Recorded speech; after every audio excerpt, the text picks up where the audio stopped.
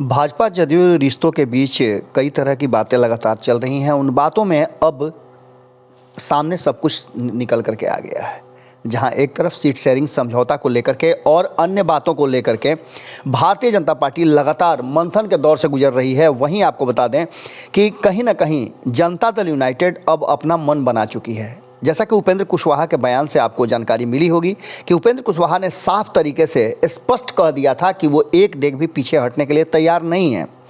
इन सारी बातों को लेकर के जिस तरह से त्रिसदस्यीय पंचायत का चुनाव प्रक्रिया समाप्ति के तरफ है, वहीं कहा जा रहा है कि फरवरी के अंत तक ये 24 सीटों के जो एमएलसी के चुनाव हैं वो हो जाएंगे। इन सारी बातों को रख करके भारतीय जनता पार्टी ने स्पष्ट किया था कि वो सीट शेयरिंग समझौता के लिए तैयार है और इसके लिए कई दौर की बैठकें भी हो चुकी थी, लेकिन मामला अटक रहा था 50-50 पर।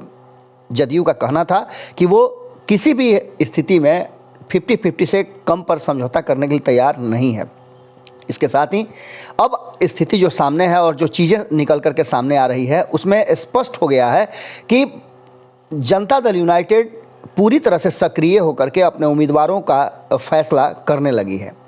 खास करके अगर देखें तो पिछले जो सीट उसके पास हैं वो तो कर ही रही है, इसके साथ ही उसकी सक्रियता अन्य सीटों पर भी बढ़ गई है जहां उसके प्रभाव बेहतर हैं। आपको बता दें कि नालंदा, गया, नवादा, मुजफ्फरपुर में पुराने मोहरे को सक्रिय किया गया है, पुराने चेहरे ही वहां काम करेंगे। वहीं पश्चिम चंपारण, मुंगेर, सीतामढ़ी, बांका, वैशाली व भोजपुर की भी दावेदारी अपने पास जदयू ने रखा है।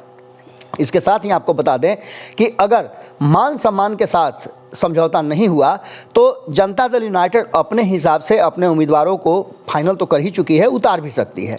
गया, नवादा, नालंदा और मुजफ्फरपुर ये पहले से चल रहा है। वहीं गया में मनोरमा देवी को मैदान में उतारने का पूरा प्लान बन गया है। वहीं नवादा में अगर जदयू प्रत्याशी के रूप में कहें तो दो लोगों का नाम सामने आ रहा है और पहले से सलमान रगीब जो हैं वहाँ हैं। हमने आपको खबरों में पहले ही बताया था। इसके साथ ही राष्ट्रीय जनता दल से आए जो एमएलसी थे उन पर भी दाव आजमाया जाएगा। इन सारी बातों को लेकर के कहीं ना कहीं भारतीय जनता पार्टी के लिए मुश्किल भरा ये फैसला कर दिया है कहीं ना कहीं नीतीश कुमार ने।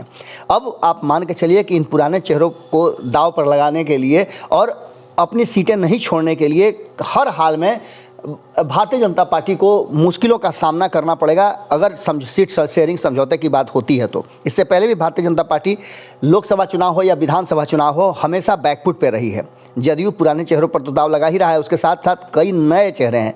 भोजपुर से राधा चरण सेठ जो कि आपको पता है कि राष्ट्रीय जनता दल से पिछला चुनाव लड़े थे 2015 का, अब वो जदयू में है और उन्हें खड़ा करेगी। वहीं मुंगेर की बात करें तो मुंगेर में संजय प्रसाद का नाम आ रहा है जो कि पहले आप राष्ट्रीय जनता दल में थे, ये आप बात जानते हैं। पश्चिम चंपारण में राजेश राम का नाम है और बांका में एक पुराने यादव नेता अगड़ी जाति के एक नेता को मौका दिया जा सकता है जिसकी चल रही है छानबीन। वहीं आपको बता दें कि सीतामढ़ी से पंकज पूर्वे का नाम सामने आ रहा है। और इन सारी बातों को लेकर के कहीं ना कहीं प्रदेश के अध्यक्ष उमेश कुशवाहा ने भी इस पर अपनी बात कही है। और इससे पहले आपको पता है कि उपेंद्र कुशवाहा ने तो स्पष्ट कर दिया था कि 12 सीट से कम में वो समझौता नहीं करेंगे। हालांकि मामला यही नहीं है, इसके बाद जो खबर हम आपको बताएंगे उसमें हम बताएंगे कि सीट शेयरिंग समझौता से पहले कितना बड़ा झमेला खड़ा हो गया है एनडीए के भीतर। जुड़े रहें भारत लाइव के साथ। बहुत बहुत धन्यवाद।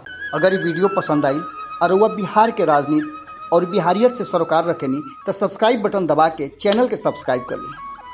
ओजे एगो घंटी बा, ओकरा बटन दबा देला से कुल सटीक और मारक खबर रुआ मुफ्त में मिल जाई। अगर रुआ पत्रकारिता के हमनी के नया प्रयोग में सहयोग कर चाहतानी तो ज्वाइन बटन दबा दी।